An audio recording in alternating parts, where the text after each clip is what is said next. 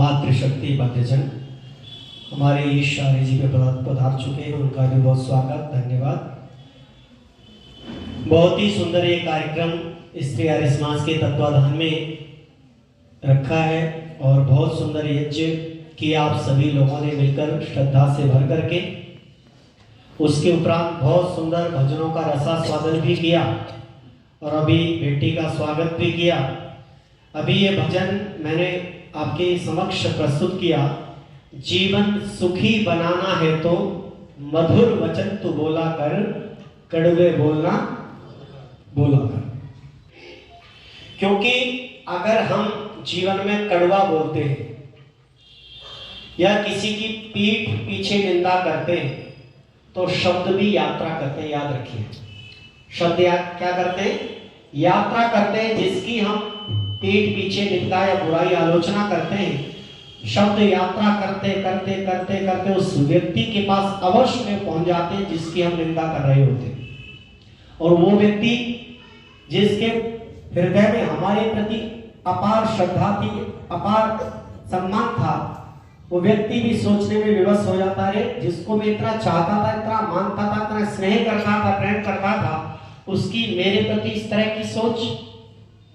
तो कहते हैं शब्द मात्र से भी किसी का बुरा ना सोचे ना बुरा करे, क्योंकि किसी ने कहा है सोच बदलो तो सितारे बदल जाते हैं, सोच बदलो तो सितारे बदल जाते हैं, नजर बदलो तो नजारे बदल जाते हैं, और कश्तियां बदलने की जरूरत नहीं, दिशा बदलो तो किनारे बदल जाते हैं।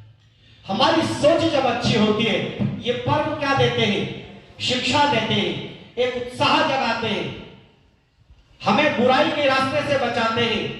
इसलिए किसी कवि ने कहा कि ये पर्व हमारी जाति को मजबूत बनाया करते हैं और कायरता कमजोरी को ये दूर भगाया करते हैं। ये पर्व हमें शिक्षा देने आते हैं। ऐसे पर्वों से हमें शिक्षा लेनी चाहिए। हमारा जीवन सुंदर बनना चाहिए, हमारी सोच सुंदर बननी चाहिए, हमारे विचार उत्तम होने चाहिए। इस तरह के जब हम अपने जीवन में लेकर के चलते हैं तो हमारा जीवन श्रेष्ठ बन सकता है, हमारा जीवन दुनिया के लिए आदर्श बन सकता है। आज लगभग 9 लाख वर्ष हो गए राम को, लगभग 9 लाख वर्ष हो गए, और इतने युगों बाद भी, इतने लाखों वर्षों बाद भी राम को स्मरण करते हैं कि नहीं? आज राम के पिताजी का नाम याद है सबको? दशरथ थे। उनके दादाजी का नाम भी याद है, उनके परदादा का नाम भी याद है, उनके बच्चों का नाम भी याद है, और उनके अर्धांगिनी पत्नी का भी नाम याद है। हम तो अपने दादाओं के नाम भूल जाते, परदादाओं की तो बहुत बड़ी बात है। माता सीता और भगवान राम जीवन में यज्ञ करते थे। ऐसा एक भी दिन नहीं जाता था जब वो यज्ञ ना करते हो। कोई भी पर्व हो, कोई भी त्योहार हो, प्रतिदिन का उनका डेली का नियम था कि वो यज्ञ करते थे। और माता सीता राम दोनों यज्ञ करते थे। इसी तरह यति और लक्ष्मण भी यज्ञ करते थे। उनकी पत्नी का नाम क्या था? उर्मिला। वो भी माता उर्मिला के साथ नित्य प्रति यज्ञ करते थे। भरत महात्मा भी यज्ञ करते थे मंडवी माता के साथ, और शत्रुघ्न भी यज्ञ करते थे श्रुति कीर्ति के साथ। कितना सुंदर दृश्य था, कितना सुंदर परिवार था, कितना आदर्श परिवार था। आज इतने युगों बाद भी आज उनकी चर्चाएं होती हैं। उन्होंने वाणी मात्र से भी कभी किसी का बुरा ना सोचा ना बुरा किया। इतना सुंदर राम का हमारे जीवन में। आज हम राम के गीत गाते हैं, राम की शिक्षाओं को जीवन में आत्मसात नहीं करते। आज जरूरत है उनकी शिक्षा को जीवन में उतारने की, उनके आचरण को जीवन में उतारने की। आज राम के गीत बहुत गाते लोग, राम की चर्चाएं बहुत करते हैं, राम का आदर्श प्रस्तुत करने के लिए आज हमें उनके जीवन से सीख लेनी चाहिए। मेरे एक बच्चे से पूछा, एक बच्चा जा रहा था रास्ते में, मेरे बेटा आज तो रामनवमी है, आपको पता है क्यों मनाते हैं रामनवमी? कहने लगा शास्त्री जी पता है। मैंने बताओ कि राम जो है 8वीं क्लास पास करके 9वीं क्लास में आए। ऐसा था। उनका जन्म उत्सव होता है, उनका जन्मदिन मनाते हैं। आज बच्चों को पता नहीं। आज बाबर के बारे में पता है, सिकंदर के बारे में पता है, अकबर के बारे में पता है, हमें अपने महापुरुषों के बारे में नहीं पता। आज कमी कहां है? आज हमारी शिक्षा में कमी रहेगी, हम अपने बच्चों को शिक्षा नहीं देना चाहते। इसलिए तो आज समाज ऐसे पर्वों को मनाता है। अपने बच्चों को लाइए। आज आप ईसाई के बच्चे से चल के पूछो तुम्हारा धर्म ग्रंथ क्या है, बड़े गौरव के साथ कहता है बाइबल है। किसी मुस्लिम के बच्चे से चल के पूछो तुम्हारा धर्म ग्रंथ क्या है, कुरान है। किसी सिख के बच्चे से पूछो चल के तुम्हारा धर्म ग्रंथ क्या है, गुरु ग्रंथ है। और किसी हिंदू के बच्चे से चल के पूछ लिया जाए तुम्हारा धर्म ग्रंथ क्या है, तो कोई कहेगा जी बस गीता है, रामायण है, महाभारत है, पुराण है, आदि आदि। बिरला बच्चा ऐसा होगा जिसके माता पिता धार्मिक होंगे, जिसके माता पिता शिक्षा देते होंगे और वो पुरजोर शब्दों में कह सकता है, आज समाज से जुड़ा होगा, वो कह सकता है दुनिया के अंदर हमारा एक ही धर्म ग्रंथ है और उस धर्म ग्रंथ का नाम क्या है, केवल और केवल वेद है। क्या है जी? वेद है। क्योंकि वेद में किससे कहानियां नहीं है, राजा महाराजाओं का इतिहास में नहीं है। वेद हमें जीवन में आगे बढ़ने की प्रेरणा देता है। वेद जीवन का आधार है। हमारे जीवन में उन्नति का सोपान अगर कोई है तो वो वेद है। इसलिए मैं कहा करता हूं, घर में सोफा सेट नहीं तो कोई बड़ी बात नहीं, डिनर सेट नहीं तो कोई बड़ी बात नहीं, टीवी सेट भी नहीं तो कोई बड़ी बात नहीं, ज्वेलरी सेट भी नहीं तो कोई बड़ी बात नहीं, पर आपके घर में 2 सेट अवश्य में होने चाहिए। और प्रत्येक गृहस्थ के जीवन में 2 सेट होने चाहिए।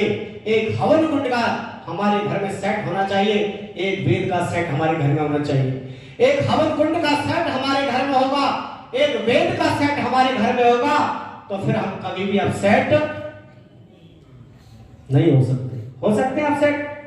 जिसके घर में वेद का सेट होगा, जिसके घर में हवन कुंड का सेट होगा, वो कभी भी अपसेट नहीं हो सकता। क्योंकि जहां पर वेद नहीं होता वहां वेदना होती है। जहां पर वेद नहीं होता वहां क्या होती है?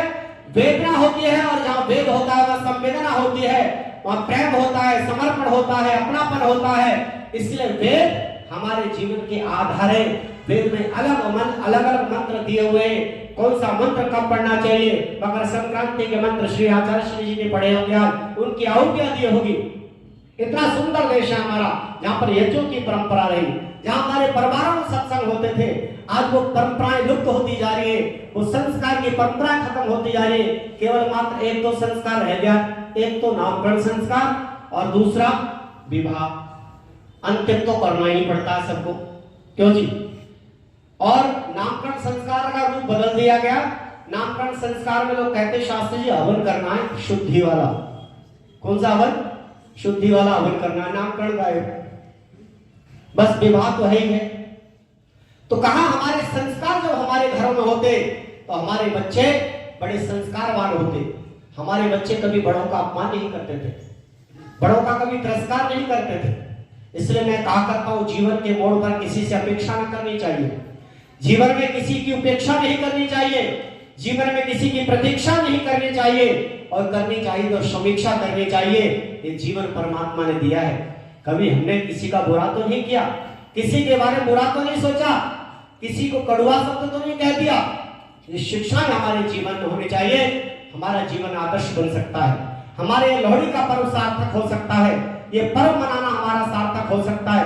ये बहन शिल्पी जी और ये सब लोगों ने जो सत्संग रखा है, ये इसलिए रखा है कि हमारे जीवन बहुत अच्छे बने, हमारे जीवन के अंदर मधुरता आए, हमारे जीवन के अंदर स्वर्ग आए।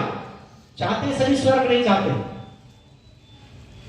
हाँ जी, कोई बोल नहीं रहा। स्वर्ग नहीं चाहते, सब चाहते, और नरक कोई भी नहीं चाहता।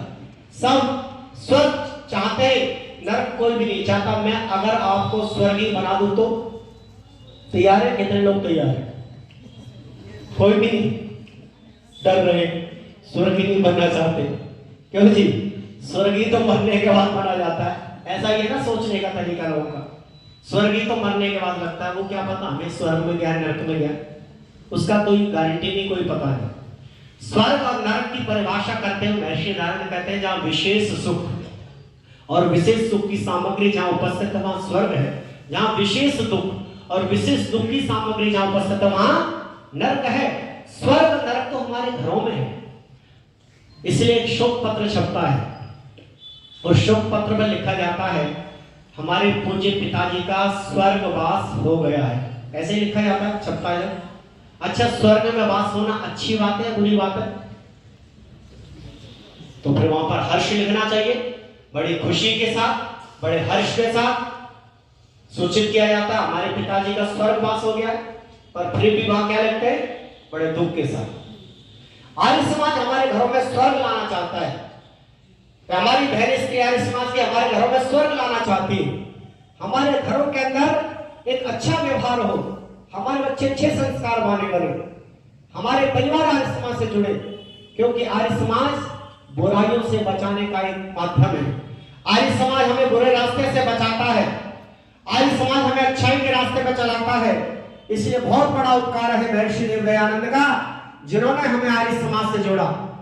महर्षि दयानंद के बहुत बड़े उपकार है, हम ऋषि दयानंद के उपकार को भूल नहीं सकते, और विशेषकर उपकार तो मातृशक्ति पर है, जिन्हें शिक्षा का अधिकार नहीं था। आज बहन की चर्चा कर रहे थे ईश्वर आचार्य जी। आज बहनें, मोदी जी ने भी नारा दिया बेटी पढ़ाओ बेटी पढ़ाओ। पहले ये तो वेदों में पहले ही लिखा हुआ है, बेटी भी पढ़े बेटा भी पढ़े, सब शिक्षित हो।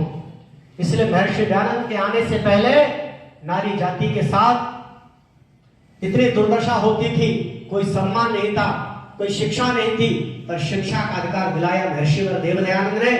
और मनु का समर्थन करते हुए यंत्रराष्ट्र पूजनते रमंत्र तंत्र देवता की चर्चा करते हुए महर्षि दयानंद कहते हैं, जहाँ नारी का सम्मान होता है, जहाँ नारी की पूजा होती है, जहाँ प्रतिष्ठा बढ़ती है, वहां पर देवता निवास करते हैं। ऐसे घर हमारे स्वर्ग जब बन सकते जब हम आर्य समाज से जुड़े। ये हमारा प्यारा आर्य समाज है, शिवजी जी का आर्य समाज सबसे प्यारा है, क्योंकि यहाँ पर सब महिलाएं हैं। पुरुष समाज भी अच्छा है, महिला समाज भी अच्छा है। तो आइए, ये हम सबका आर्य समाज है, तो मेरे साथ गुनगुनाइए गीत।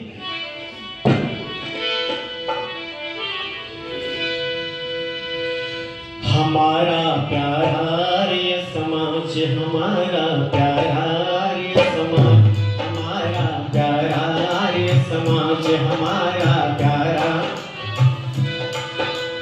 प्यारा आर्य समाज, हमारा प्यारा आर्य समाज, हमारा प्यारा आर्य समाज, जहाँ से न्यारा आर्य समाज, हमारा प्यारा आर्य समाज, प्यारा आर्य समाज, जहाँ से न्यारा आर्य समाज, हमारा प्यारा आर्य समाज, हमारा प्यारा आर्य समाज, हमारा प्यारा आर्य समाज, हमारा प्यारा आर्य समाज, प्यारा आर्य समाज, जहाँ से न्यारा आर्य समाज, जहाँ से न्यारा आर्य समाज, प्यारा आर्य समाज है हमको इस पर सदा ही नाज, हमारा प्यारा आर्य समाज, हमारा प्यारा आर्य समाज, हमारा प्यारा आर्य समाज। और आर्य समाज क्या क्या करना सिखाता, क्या क्या बतलाता है, बहुत सुंदर भाव लिखे कवि ने।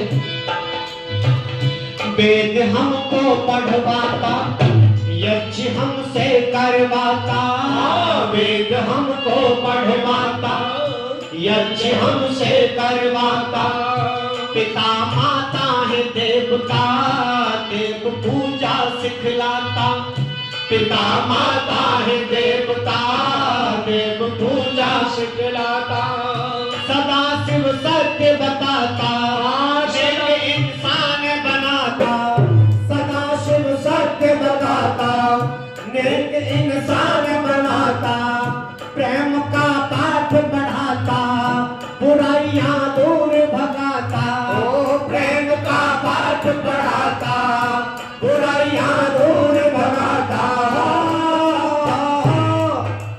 दयानंद हितकारी की है ये बुलंद आवाज, हमारा प्यारा आर्य समाज, हमारा प्यारा आर्य समाज, जहाँ से न्यारा आर्य समाज, जहाँ से न्यारा आर्य समाज, प्यारा आर्य समाज, जहाँ से न्यारा आर्य समाज, हमारा प्यारा आर्य समाज, प्यारा आर्य समाज, हमारा प्यारा आर्य समाज, हमारा प्यारा आर्य समाज, हमारा प्यारा आर्य समाज।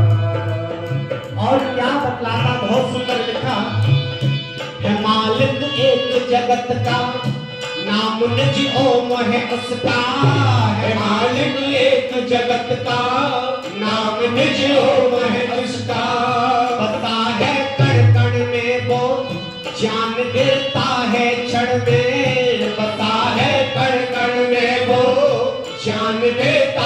क्षण में, नहीं कभी आता जाता, नहीं कुछ खाता पीता, नहीं कुछ आता जाता, नहीं कुछ खाता पीता। सभी के कर्मों का फल यथावत सबको देता, सभी के कर्मों का फल यथावत सबको देता हो। आर्य समझ के समझाने का है अद्भुत अंदाज हमारा आर्य समाज, हमारा आर्य समाज, हमारा आर्य समाज, हमारा आर्य समाज, हमारा आर्य समाज। और प्यारा आर्य समाज सदा है हमको इस पर नाज हमारा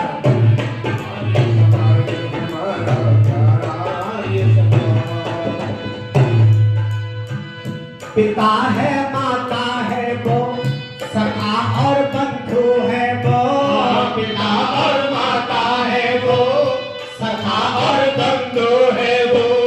पाप से हमें बचाता, पुण्य में हमें लगाता, पाप से हमें बचाता, पुण्य में हमें लगाता।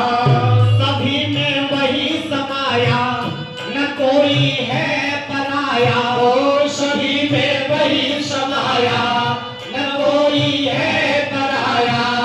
जो करता तेरा मेरा, बुद्धि पर पड़ा है फेरा, जो करता तेरा मेरा, बुद्धि पर पड़ा है फेरा।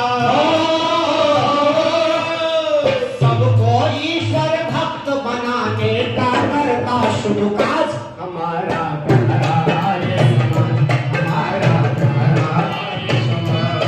ओ प्यारा आर्य समाज, हमारा प्यारा आर्य समाज, हमारा प्यारा आर्य समाज, हमारा प्यारा आर्य समाज, जहाँ से प्यारा आर्य समाज। अरे प्यारा आर्य समाज सदा है हमको इस पर नाज हमारा प्यारा आर्य समाज, हमारा प्यारा आर्य समाज, हमारा प्यारा आर्य समाज, हमारा देश आजाद कराया, पाप पाखंड मिटाया, देश आजाद कराया, पाप पाखंड हटाया। देश आजाद कराया, पाप पाखंड मिटाया, देश आजाद कराया, पाप पाखंड मिटाया। मिटाया छुआछात को, मिटाया जात पात को, मिटाया छुआछात को, मिटाया जाति पात को। बेटियों को पढ़वाया, दलित को गले लगाया, बेटियों को पढ़वाया, दलित को गले लगाया।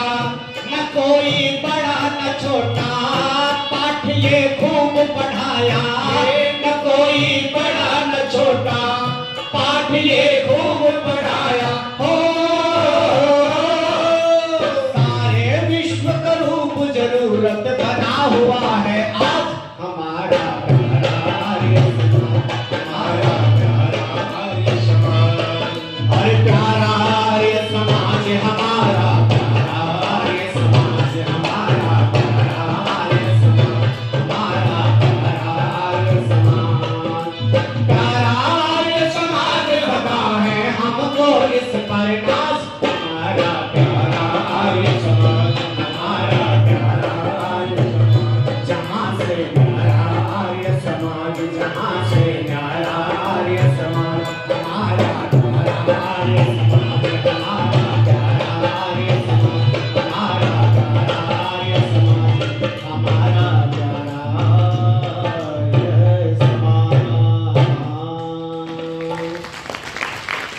बोलो महर्षि दयानंद की आर्य समाज, वेद की ज्योति। मैं एक भी अभी कुछ दिन पहले जयपुर गया हुआ था तो एक माता जी मेरे पास आई। मैंने ऐसे ही कहा, मैंने आर्य समाज अमर रहे, वेद की ज्योति जलती रहे। माता जी आई, बेटा तू बहुत अच्छा गीत गाता है, बहुत अच्छी बात बताता है। मेरे माता जी क्या आपने वेद देखे पढ़े? बोले बेटे पढ़े तो नहीं, पर वेदों का सेट मंगाया हुआ मैंने दिल्ली से, आर्य प्रकाशन से, चारों वेदों का सेट मंगा करके अपने घर में रख दिया। मैंने कहाँ रखा है? बोले टेबल पर एक लाल कपड़े में लपेट कर रख दिया है बांध करके, और उसके ऊपर एक ज्योति जला के रख दिया। मैंने माता जी ये क्या संदेश मिलता है इससे? कि आप ही तो अभी कह रहे थे वेद की ज्योति। मेरे माता जी वेद के ऊपर ज्योति जलाने से वेद की ज्योति जलने वाली, वेद की ज्योति तो दिल और दिमागों में जलानी पड़ेगी, और जिस दिन वेद की ज्योति दिल और दिमाग में जल जाएगी, हमारे जीवन में अंधकार का नाश और जीवन में प्रकाश हो जाएगा। आज आर्य समाज को समझने की आवश्यकता है, आर्य समाज के मैसेज को जन जन तक देने की आवश्यकता है, क्योंकि आर्य समाज सारे पर्वों को मनाता है कि नहीं? आर्य समाज राष्ट्र रक्षा सम्मेलन करता है। आपने देखा कहीं और कोई संस्था राष्ट्र रक्षा सम्मेलन करती हो? आर्य समाज महिला सम्मेलन करता है, आर्य समाज वेद सम्मेलन करता है, सत्य सम्मेलन करता है, समाज सुधार सम्मेलन करता है, वेद सम्मेलन करता है, और कई संस्था में नहीं होते, क्योंकि ये केवल ऐसी संस्था है जो हमारे जीवन को अच्छा बनाने का काम करती है। इसलिए कहते हैं अपने दुख में रोने वाले मुस्कुराना सीख ले, दूसरे के दर्द में आंसू बहाना सीख ले, और जो खिलाने में मजा है आप खाने में नहीं, जिंदगी में दूसरे के काम आना। हमें दूसरों के काम आना चाहिए, क्योंकि ये पर्व हमें ये संदेश देता है। लोहड़ी का पर्व संदेश देता है, मकर संक्रांति का पर्व संदेश देता है, और ये पर्व हमें जब शिक्षा देते हैं तो हमारे जीवन के अंदर अच्छे विचार आते हैं, अच्छी भावनाएं बनती हैं। इसलिए मैं कहा करता हूं, उठते ही विचार तो उठता है आदमी, और गिरते ही विचार तो गिरता है आदमी। आइए एक लोहड़ी का एक गीत सब मिल करके गाएंगे।